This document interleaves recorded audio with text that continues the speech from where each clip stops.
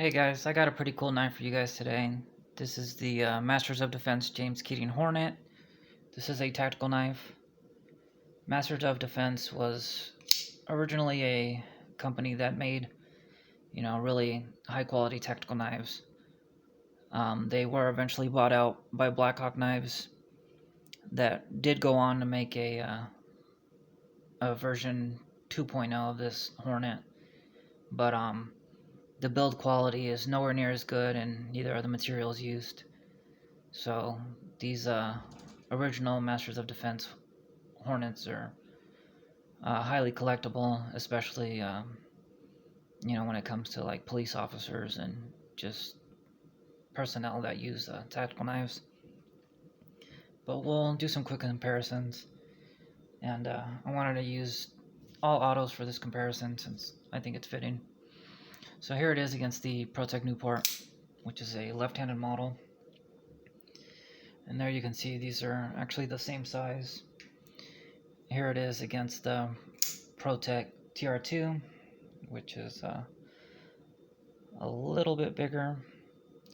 And lastly, here it is against the Paragon ATKO 10T, which is quite a bit bigger. So there you can kind of get the idea that the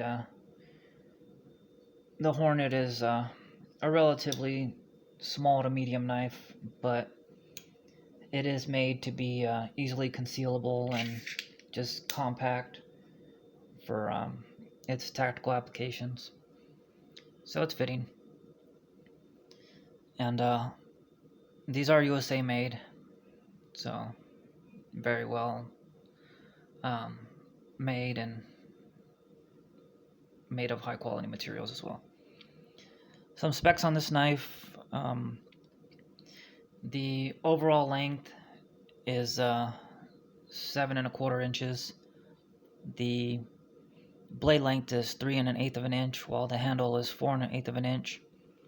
The blade thickness is pretty thick at 160,000, or 4.1 millimeters. The handle thickness itself is it's actually tapered, so up here is 0.45 inches, while down here is 0.4 inches. And the weight is at 3 ounces, which is ideal at the ounce per inch rule. The blade steel is 154 cm, so that's good material, good steel. It's got a black tungsten DLC coating on it, which is great for corrosion resistance, wear resistance. And this 154 cm comes in at a 60 Rockwell, which is very good. The handle material is made of mil-spec aircraft T6 grade aluminum, anodized black. So again, high quality materials. The knife is a modified drop or clip point, with a very subtle hollow grind, and it's got a combo edge with a plain and serrated edge. I'm not really a big fan of serrated edges, but on this knife I actually do like it a lot, and for tactical knives I find it fitting. Now this is a push button single action automatic, meaning that it does only open with the push button.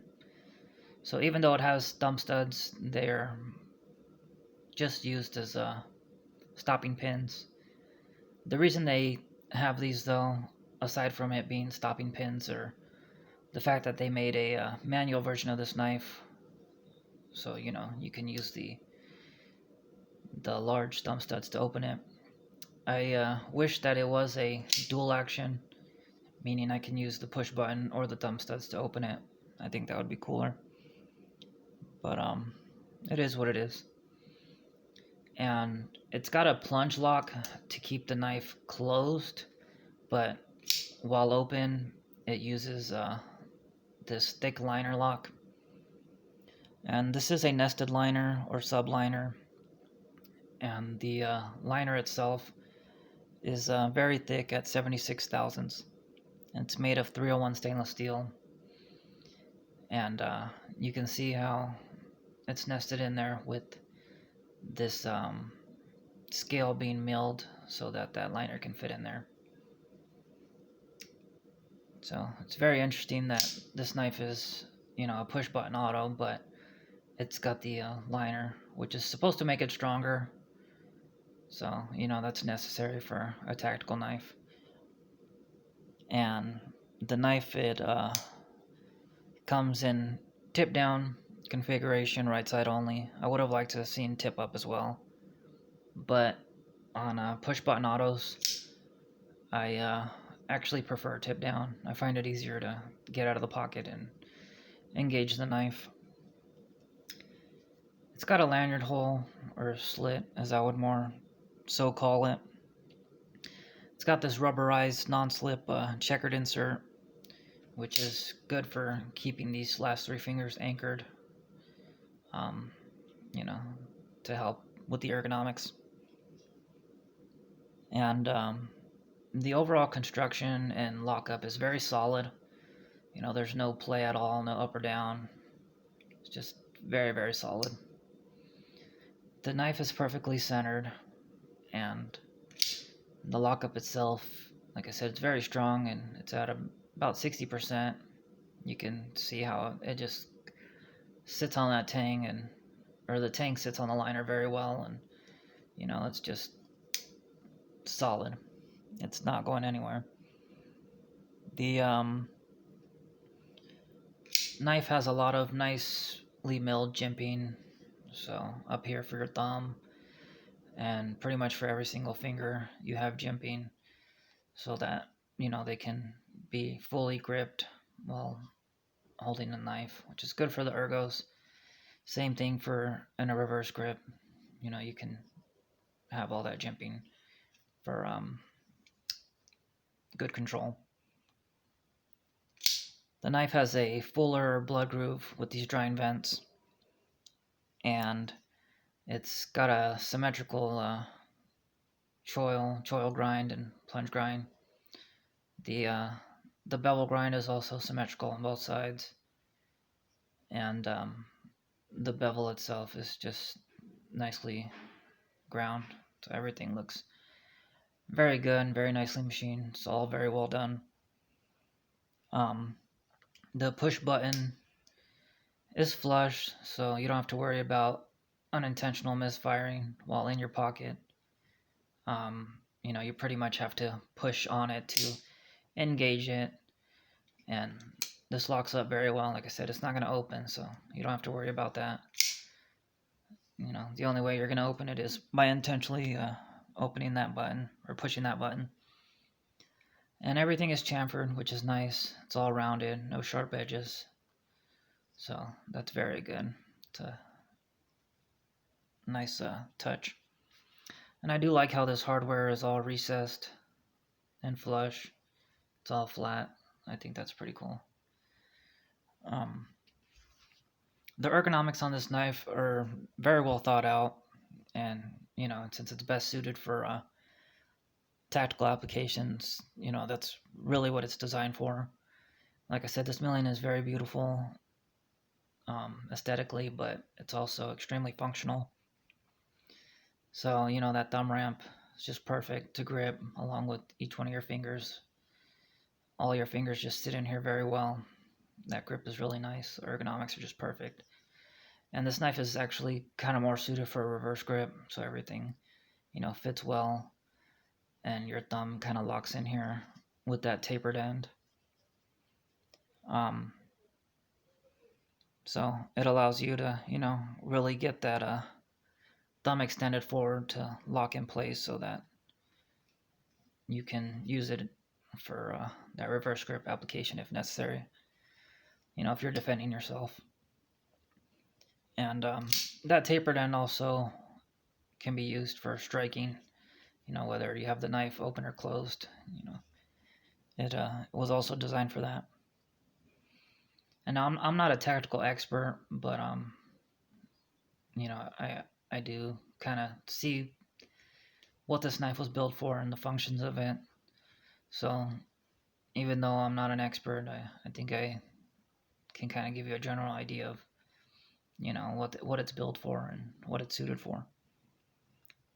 And this tip, I like how it flares out to give you a thumb ramp, but also to protect your hand for thrusting. When you're thrusting, you don't have to worry about your hand kind of slipping off and potentially harming and cutting yourself.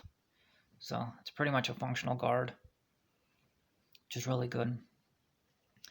This choil area is not quite a full finger, full forward finger choil area, but it's still large enough where you can get your index in there for a different type of grip to kind of have a more solid choked up grip.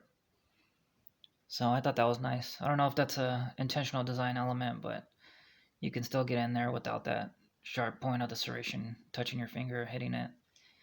So I thought that was cool. The blade is also very well thought out, along with the ergos. Made for its tactical aspects. Like I said, it's got that combo edge with the plane and the serrations. And it's got this belly for slashing.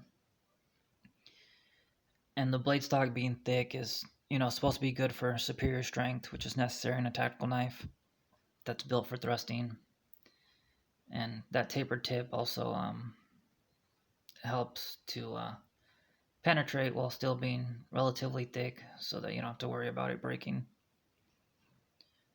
And this thick stock also helps to create a deeper wound channel if you're using it in a defensive situation. But that hollow grind still helps it be relatively thin behind the edge, so that you can still cut well.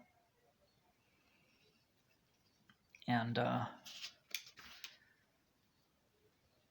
the blade fuller or blood groove is like I said, it's vented, but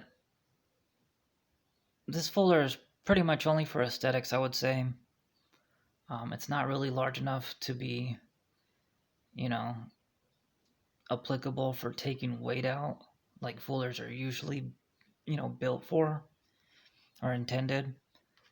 But, in theory, supposedly, this type of fuller would help to increase bleeding of a stab wound while also allowing the blade to, be withdrawn by preventing that vacuum effect or suction.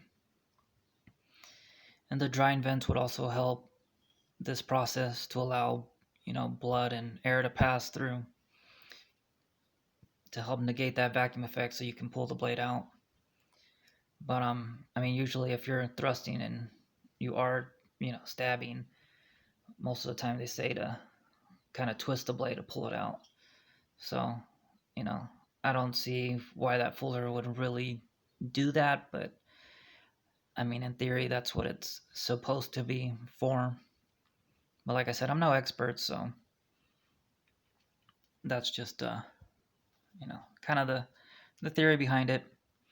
But to me, in reality, that fuller is just mainly for aesthetics.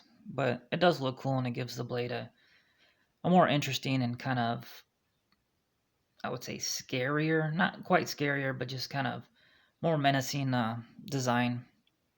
So that's what I would say it's there for. Some pros that I have with this knife are just the fact that it's very well thought out and meticulously designed. For a tactical knife or just an everyday carry knife, it's a very good knife. Those ergos are just really good, great, comfortable, whether in the normal or reverse grip. I really like it. Everything has very tight tolerances, and it's very well machined.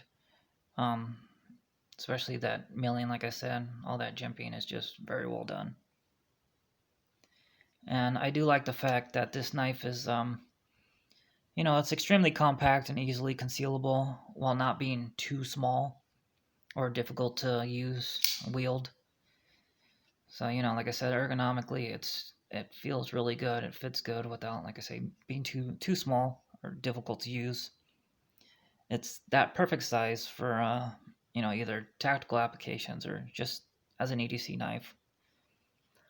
And again, it's just very, very well built quality. with those tolerances and that fit and finish, it's a top-notch automatic knife. I would say that it's on par with the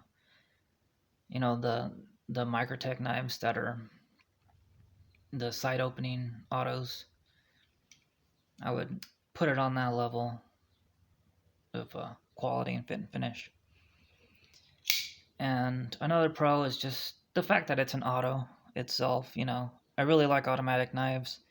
It's just got a really cool and unusual design construction with the plunge lock or plunge push button, but also having that liner lock.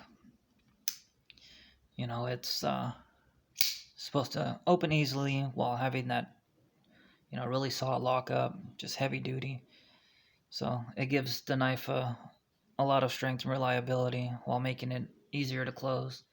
Usually on these push button knives or automatics, you gotta hold the button down and then close the blade, which requires two hands. But on this knife, being that it's a liner, you can just close it one-handed, which is really good. I mean, there is resistance since it does have a spring, but it's not as strong as the ProTech spring where it is going to require two hands. But being that it is easier to close with one hand, there is that trade-off that it's not going to snap open as strongly. And some neutral points that I had. I think this knife could be, at least the handle could be about a half an inch longer, just to make it a bit more comfortable and easier to hold. The end of it pretty much comes right to the end of my hand. Doesn't stick out a little bit more to make it, a little bit easier to grasp, which would be better for, larger hands. But I don't have a problem with it if it's well to me, so, it's still all good. Like I said, I'm not a fan of serrations, but I do like it on this knife. So that was still a neutral point I had to mention. And another neutral point, like I had said earlier, is that I just wish that it was a dual action knife. Since it does have thumb studs, I would like it to be able to open with them, but it is what it is, and it's fine that it only opens with the push button. It is an automatic, so that's what it's intended for, to be used with a push button. So I get it. And my only real negative con that I have with this knife, and I'm kind of just nitpicking here, but it's just the fact that it's tip down only. I would have liked to have seen tip up, but like I had mentioned earlier, when it comes to push button automatics, I actually do prefer tip down. I find it easier to pull it out of the pocket and engage, so I don't have a problem with it. Plus, this clip is kind of plain, but it's alright. I mean, it's not supposed to be, extremely aesthetically pleasing since it is just a tactical knife. But that's really the only con I have with it. And just some quick final thoughts. Like I had said, this knife is just very well designed, very well thought out. Whether you're using it for defensive purposes or just simply EDC use, it's a really good knife. I mean, it's pretty much perfect overall. And for anybody's knife collection, I think this can have a place in it. It's a really fantastic automatic knife, just made of high quality materials and just made with those tight tolerances and wonderful fit and finish. And it is a rare piece. These are harder to find. They are a little expensive, but this knife is very much worth it. So if you can find one, I definitely recommend it. It's a great knife. It's a great automatic, great tactical knife. So if you're interested, definitely check out eBay. I'm sure you can find one on there. But other than that, that's all I have for today. So please like and subscribe, and thank you for watching my video. Have a good one.